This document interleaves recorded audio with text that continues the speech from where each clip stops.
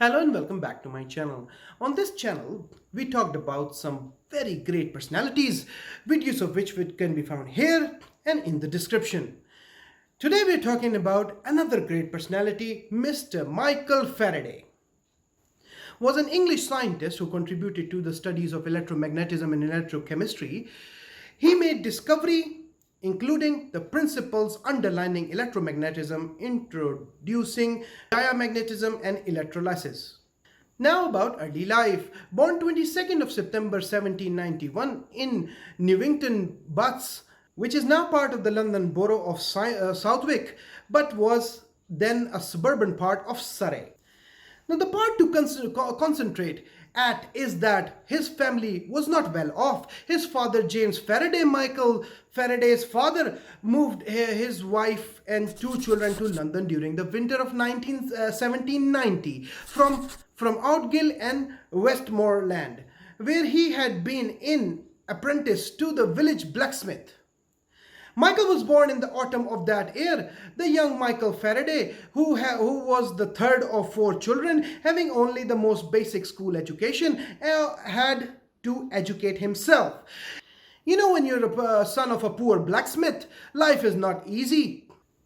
He started working as an apprentice bookbinder but became assistant to the greatest scientist Humphrey Davy after taking brilliant notes at one of the Davy's lectures. Here now comes the part which my channel specializes in: why do great scientists become what they are today, why they choose the route they lead from the success, and how a person becomes successful, what changes their mind, what in fact diverts their mind to think the way they do, what makes them do that amazing thing that changes our life forever. Faraday's great opportunity came when he was offered a ticket to attend chemical lectures by Sir Humphrey Davy at the Royal Institute of Great Britain in London.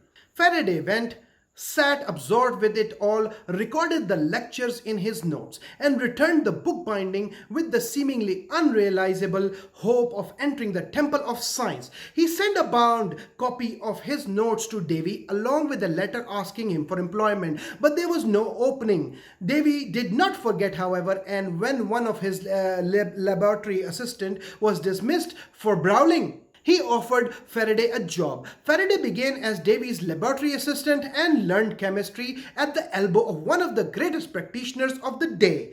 It has been said with some truth that Faraday was Davy's greatest discovery. Now think about this.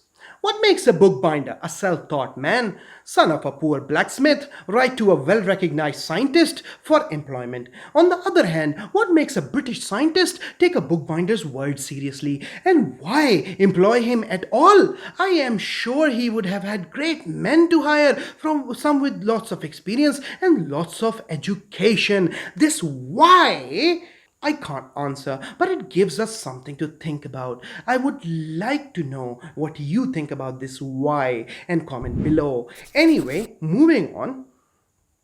Video about Humphrey will soon appear on my channel. Look in the bubble here. If it does not appear, that means the video is not up yet. He experienced with nitrogen oxide and was astonished at how it made him laugh. So he nicknamed it laughing gas. Don't forget to subscribe and press the bell icon so you can get your updates as they become available. In June 1832, the University of Oxford granted Faraday an honorary degree of civil law degree. During his lifetime, he was offered a knighthood in recognition for the service to science, which he turned down on religious grounds, believing that it would be against the word of Bible to accumulate riches and pursue worldly rewards, and stated that he preferred to remain plain Mr. Faraday to the end.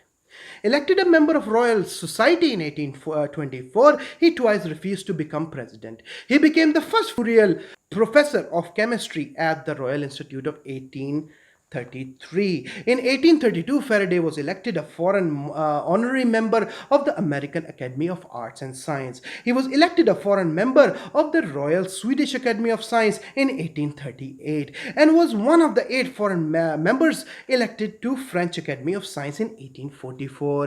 In 1849, he was elected the associate member of the Royal Institute of Netherlands, which 2 years later became the Royal Institute of Academy of Arts and Science, and he was subsequently made foreign member. Faraday suffered a nervous breakdown in 1839 but eventually returned to his investigations into electromagnetism.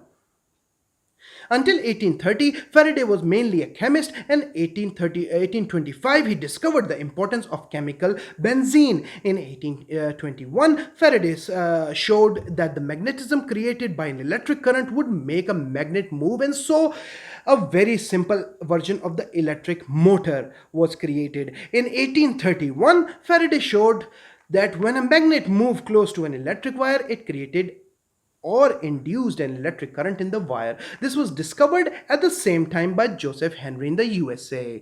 Using the discovery of electric induction, Faraday made the first dynamo to generate electricity and so opened the way to modern age of electricity.